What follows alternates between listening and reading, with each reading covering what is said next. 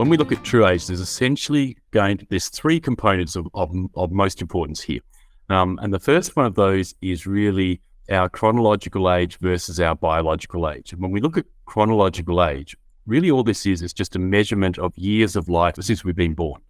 And it's a constant that just goes through. It's a measure of time, and that's all it is. And it really has no relationship to you as an individual. It doesn't tell us anything about what's going on with you as an individual.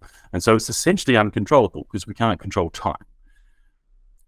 On the other hand, we have biological age, and biological age is really a measurement of your physiological age, or the age of your body, so to speak. And this is determined by your genetic expression, and thereby how that influences your metabolic expression going on in your body. And this is variable, and it changes because we can alter how our genes express and how our metabolism is carried forward. And so chronological age is uncontrollable. Biological age becomes much more controllable. We understand some other factors that are involved in that. And the second factor that's really involved in that is not only knowing what your biological age is, but knowing how fast or slow you're aging. In other words, your pace of aging. And when we look at pace of aging, in the reports, we have two measures of that, which are the same but presented in different ways. One is called our epi-age ratio. This is just a calculation of basically biological age divided by chronological age. It gives us a score, between 0 and 2, whatever the case may be. And the other one is Dunedin pace, which uses the same formula, but it tells us how we are positioned in reference, in relationship to a reference population.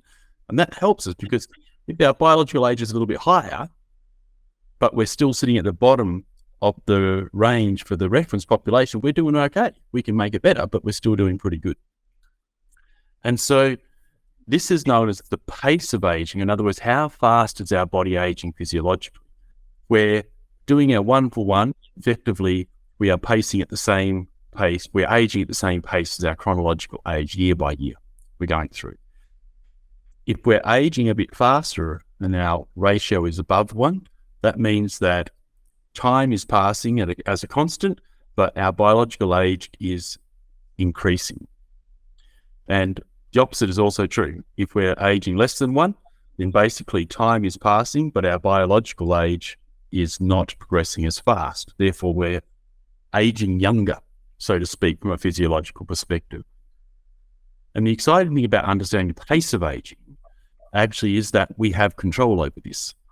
And when we look at the factors that control that pace of aging, they get broadly divided up into intrinsic aging and extrinsic, internal and external factors.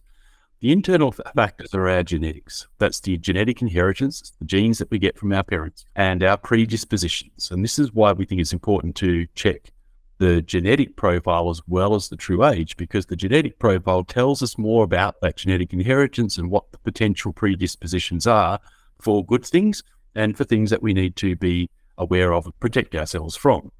And so whilst though our genetic inheritance is less controllable, the things we do in our life help us to control what's going to be expressed out of that. So they're less controllable than our extrinsic aging factors, but they're certainly more controllable than just looking at chronological time.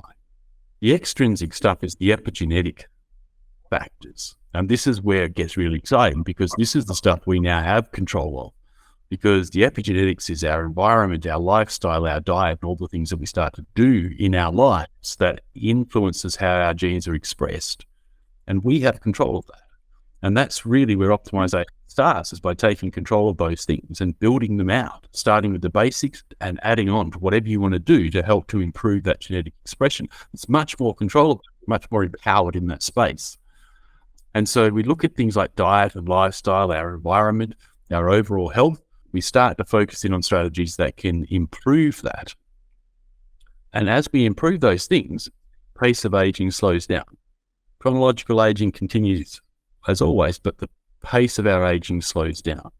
And so even if our biological age is higher than our chronological age, but it's moving slower over time, what we expect to see is that chronological age will advance, but we're going to stay physiologically younger than we otherwise would be. And all of that comes down to what we call methylation. That's really just the genetic term for how we turn things on and turn things off in our genes. We want the good stuff not to be methylated, so it's expressing. We want the not so good stuff to be methylated, so it's not expressing. And actually, you can constantly change that methylation by addressing the intrinsic and the extrinsic factors. And so regulating pace of aging is what gives you healthy longevity over time. All of that really gives us a snapshot of where we are and where we can be. The other part, the third element of that, which is interesting, is telomere length. And telomeres were found before we understood methylation, and it was a big thing. And so you can think of telomeres as being the little plastic tips on the end of your shoelaces that kind of start to fray or wear down over time. What this tells us is that what has been the cumulative effect of all of our life lived to this point in the length of our telomeres, in other words, in our life expectancy. And so shorter telomeres means we've used up more life expectancy, and longer telomeres mean we've got longer period of time. And you might think that that's uncontrollable, but in fact, it's not, because we can slow down the shortening process. And again, by going back and addressing all those intrinsic and extrinsic factors and leading a health promoting lifestyle and doing those things that promote longevity and promote long health, that's the most important thing. What promotes long health?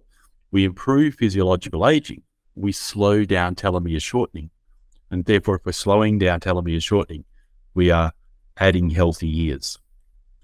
And so the three factors of our biological age and understanding what's influencing the pace of that aging is where we're empowered to have control.